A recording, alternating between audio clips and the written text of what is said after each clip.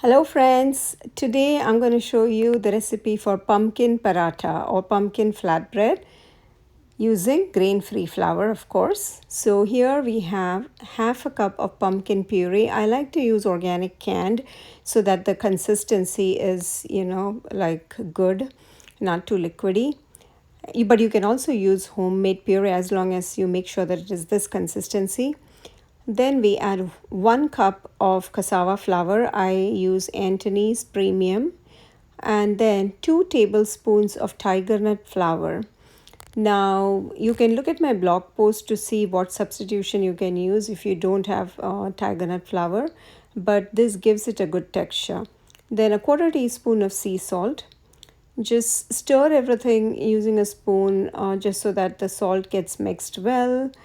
And now we're going to add hot water. As in my other cassava tortilla recipe, we are using hot water that had been boiling until now.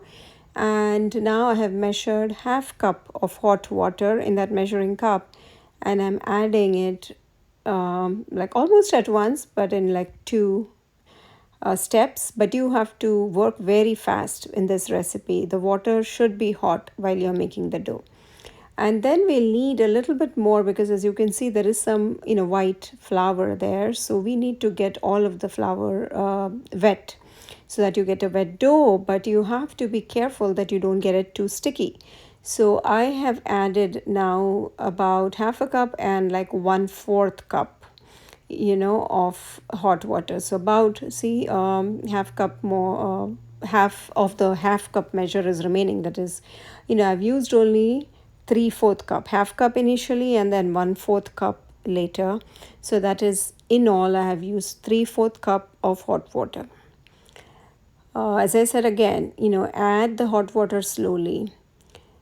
And now, because you've added pumpkin puree, the dough is not too hot because the pumpkin puree was room temperature. And so make sure the pumpkin puree is room temperature. Don't use cold pumpkin puree. Then add a teaspoon of olive oil so that the dough gets really smooth. You see my dough here, how it is nice and smooth, and when you touch it with the finger it goes in. So it's really very soft. And to roll, I would say use a parchment sheet paper because it is, even though it is like smooth, but it is kind of really hard to flip. So I wouldn't directly do it on a rolling board, but use parchment. So then that way, see how I'm doing it, like flipping it on your other hand, and then flip it onto the pan. That way, it will remain intact and you won't break it. Cook for 1 minute on a hot. Now this pan has been heating up for at least 5 minutes, so it was really nice and hot. Cook on medium heat 1 minute on either side, then flip again. And now you have the option of applying some oil if you like. I like to apply a little bit of olive oil. That way the parathas stay nice and soft after they're finished cooking. So see, you can see like a slight rise coming on this paratha. And flip it again just for 10-20 seconds so you can apply oil on the other side as well. And that's it. It's all cooked through. As you can see, like it has like good golden brown spots. The spots should not be too dark.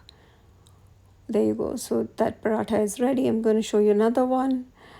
And see, this one is really turned out well. It's puffing up rather nicely. And the same drill, apply oil a little bit so it takes nice and soft. So with this recipe, you can make about 8 this size parathas and see how soft and pliable it is. I wanted to show you this because I had some comments in my cassava flour paratha roti that somebody said that it was gummy, but I want to show you that if you cook it the right way, it won't be gummy. See how beautiful it is. Thank you for watching. Hope you can try this recipe. Please don't forget to like this video as well as subscribe to my channel. Also come back and leave your comments in terms of how you like this recipe. Thank you.